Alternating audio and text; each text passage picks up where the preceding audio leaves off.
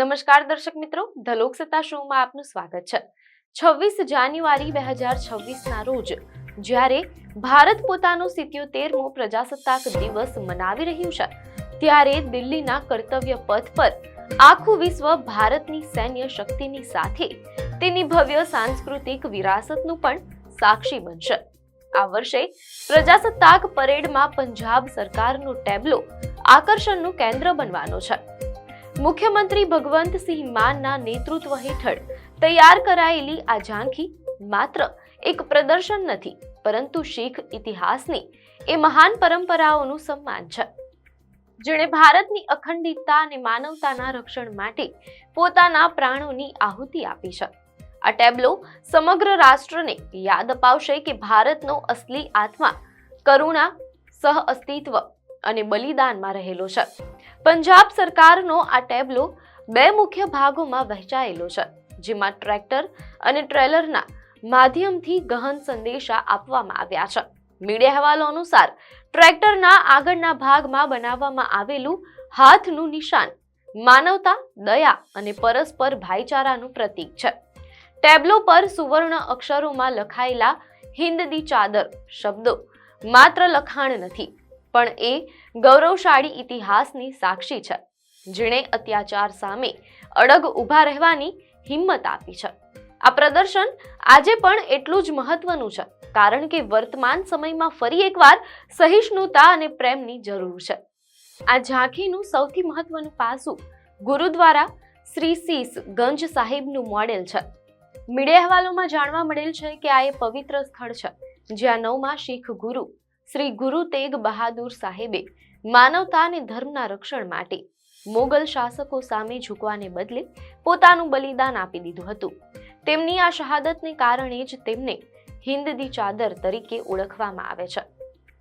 ટ્રેલરના ભાગમાં રાગી સિંહો દ્વારા કરવામાં આવતું શબ્દ કીર્તન વાતાવરણને આધ્યાત્મિક ઉર્જાથી ભરી દેશે। આ દ્રશ્ય જોનારા દરેક ભારતીયને એ વાતનો અહેસાસ કરાવશે કે પંજાબની ધરતીએ હંમેશા અન્યાય સામે અવાજ ઉઠાવ્યો છે। ટેબ્લોની સાઈડ પેનલ્સ પર ભાઈ મતીદાસજી, ભાઈ સતીદાસજી અને ભાઈ દયાલાજીની શહાદતના હૃદયસ્પર્શી દ્રશ્યો દર્શાવવામાં આવ્યા છે। આ એ મહાન આત્માઓ હતા જેમણે ગુરુ તેગ બહાદુર સાહેબની સાથે અત્યંત ક્રૂર યાતનાઓ સહન કરી હતી, પરંતુ સત્ય અને ન્યાયનો માર્ગ નહોતો છોડ્યો, તેમ અહેવાલોમાં જાણવા મળેલ છે। ભગવંત માન સરકારનો આ પ્રયાસ બતાવે છે કે સત્યને બચાવવા માટે આપેલું બલિદાન ક્યારેય ભૂલાતું નથી। આ ઝાંખીમાં પાછળના ભાગે શણગારેલું ખંડા સાહિબ શીખ ધર્મની શક્તિ, સમર્પણ અને એકતાના પ્રતીક તરીકે ઊભું છે, જે શક્તિ અને ભક્તિનો સુંદર સમન્વય રજૂ કરે છે।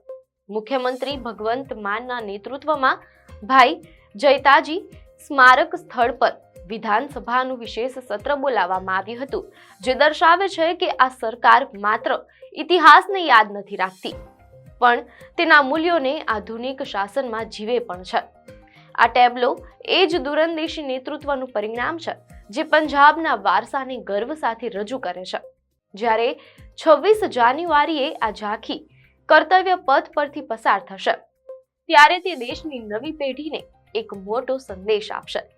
તે જણાવશે કે ભારતની અસલી તાકાત માત્ર આધુનિક શસ્ત્રો કે ટેકનોલોજીમાં નથી, પરંતુ બલિદાન, કરુણા અને માનવ એકતાના પાયા પર પણ ટકેલી છે।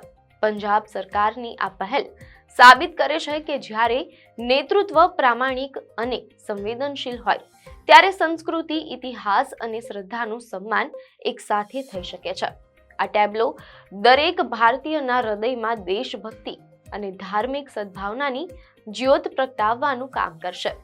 પંજાબનો આ ટેબ્લો એ વાતની યાદ અપાવે છે કે આઝાદી અને પ્રજાસત્તાક હોવાની કિંમત કેટલી મોટી છે। આપને માહિતી સારી લાગી હોય તો વિડીયોને લાઈક અને શેર કરજો, ચેનલને સબસ્ક્રાઇબ કરજો।